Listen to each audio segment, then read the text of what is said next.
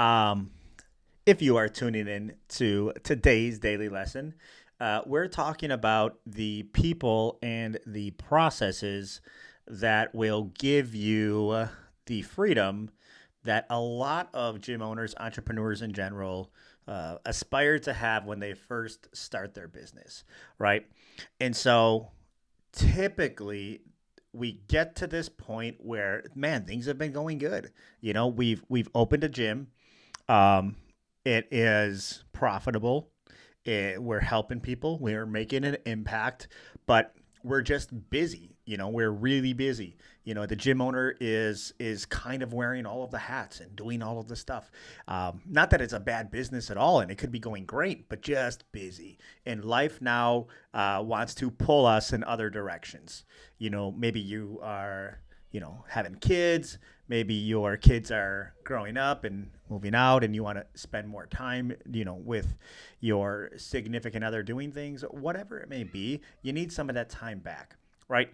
And that's where people and processes, that's where they come in, right? Because a lot of gym owners, including myself, um, we have kind of had everything up here, right? We know how things are supposed to go, and we know how everything works, right? But not a lot of people outside of us really know exactly how we run the day to day of the business. Maybe there's some coaches that teach the classes and they understand a few things and can fill out some paperwork. But as far as like actually like what would happen if you stepped away from the business, and yeah, for 2 weeks, 3 weeks, 4 weeks, like what would happen? Number one, would it still survive? I think a lot of us would say like yes, but it probably wouldn't be ideal. Number two, would it continue to grow? Right. And I think most of the people that do not have people and processes in place would say no, it's not going to grow. Maybe it'll survive, but it's not going to grow. Right. Where people and processes come in is they are the replacement for the entrepreneur. And if the entrepreneur's goal is to grow the business, then the people and the processes that replace the entrepreneur should also have the goal of growing the business, right? And so there's a couple ways that we do that. Number one, we need to clearly define what the processes are, right? And the way that I look at processes are systems, right? Another word for systems. The process A system is just a series of processes put together that are closely enough related that it can be delegated to a person, right? And so let's say you have a process on how you onboard new clients, right?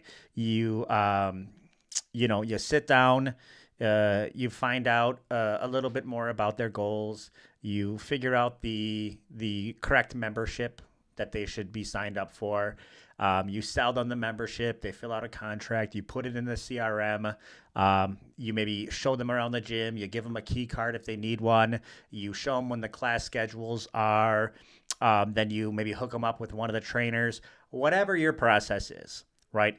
That process can be put into the sales system. Well, there's some other things that can be layered into that sales system as well. Maybe, lead generation and lead nurture. And maybe you have a software that you go into and you send appointment reminders and the calendars on there for when your sales appointments are. And maybe you post on Facebook, whatever, right?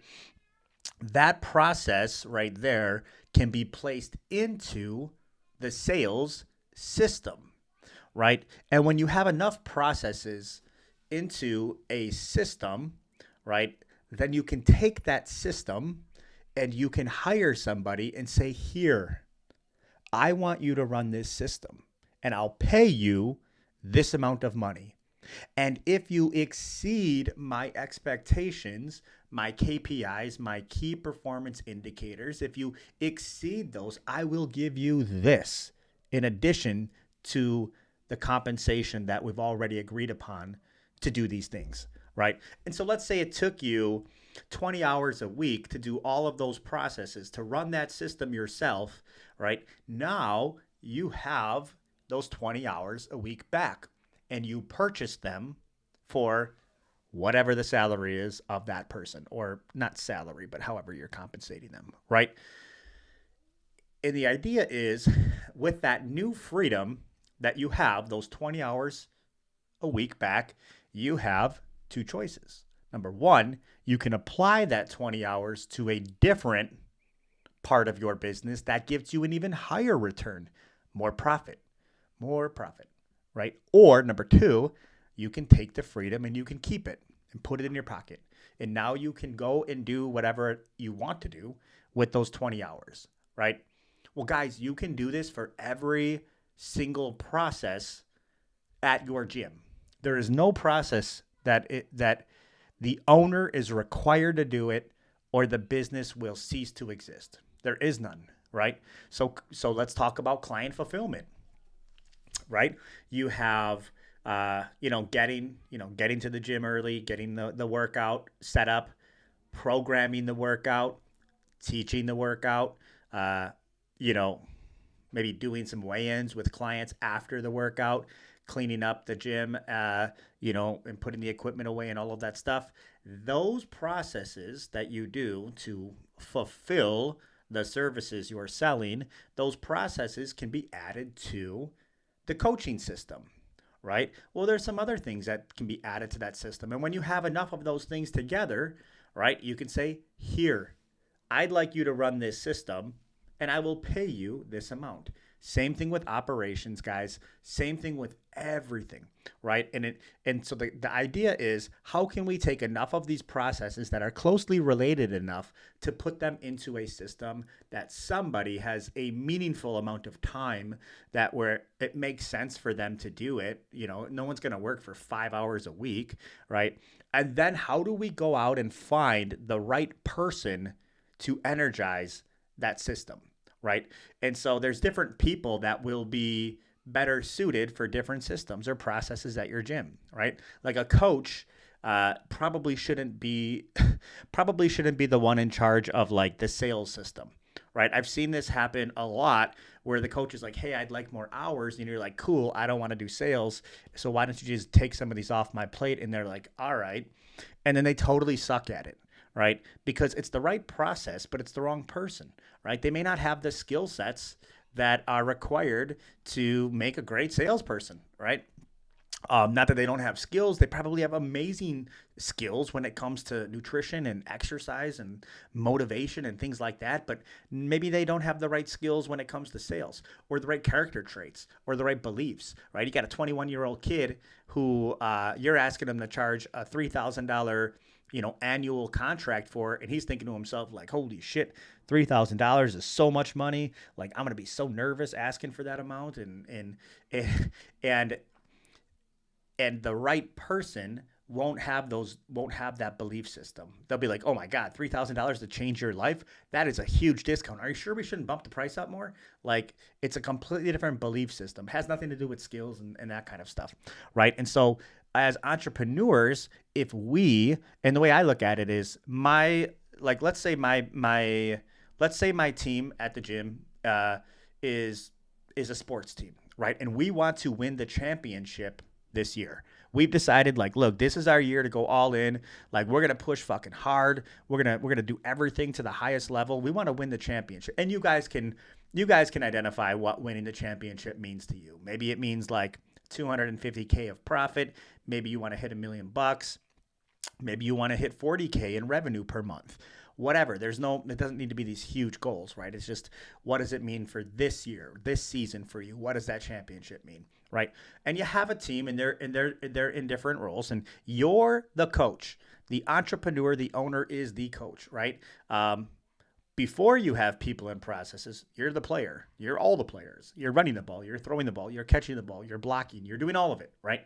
But you've hired people, right, to do some of these other positions. And before you know it, you're not doing any of the positions yourself, but you still need to manage and run the team. And your job is to make sure that you have the right people behind the right processes, right? And so you don't want your quarterback lining up to catch the ball, right? He does not have the skills, right, to be able to be effective in that, and not very effective in that role, right? And even if you have the right person with the right skills, you need to make sure everybody's motivated and they're incentivized and the team's aligned, right? Because they can get into the locker room and just be talking shit about the organization and everything that's going on, right? Or they could be half-assing their routes because there's no real motivation for them to go above and beyond, right? And that's the kind of organization and environment that coach is responsible for, right? Not only recruiting the right players, but then making sure that you're getting the most out of them. And if somebody identifies as like a problem in the locker room, you got to kill it, right? And get them out and find the right person, right? Before it spreads. Okay. And so we have these things that we still have to do at the gym. But if you have the right people behind the right processes, guys, they don't need you, right? They don't need you. Like, and if you were and if you're not some crazy motivational, inspirational leader, that's cool. Then just set up your system to where the self-interest of the players is aligned with the self-interest of the business, right? Because if it's set up in that manner, it doesn't matter whether or not you're inspirational or a great leader, because people are always going to operate based on their self-interest, right? We can count on that.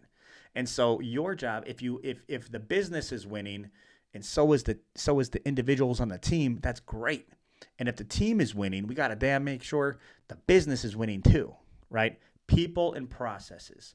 Okay, so hopefully this helps. I don't want to go too much deeper into it, but that is how we scale a business. After the owner has done everything themselves, they're making money, and they're like, dude, I just need some freedom back, right? I need some time back. I'm getting burnt out. I want to spend more time with my kids.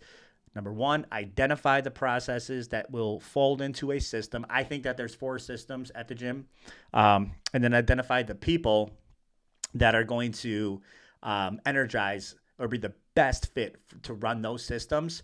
I kind of break down on how I feel you should work out and find these people. There's different kinds of people for different roles, right? And then ultimately create that compensation incentive program, that scoreboard, so we can monitor their progress and their KPIs. Create that behind the scenes tracking, ability, and then just let the team get to work, right? So thank you for taking the time to watch this today, guys. Hopefully you got some value from it. Tomorrow I'll be back at it. We're going to be talking about what did we have scheduled? Oh, releases. So tomorrow will be the in my members only group. So if you're watching this from a YouTube channel or a free Facebook group or a page or something like that, I will not be seeing you tomorrow. Tomorrow we'll be in the members only group. So I'll see the rest of you guys on Monday. So we're out of here.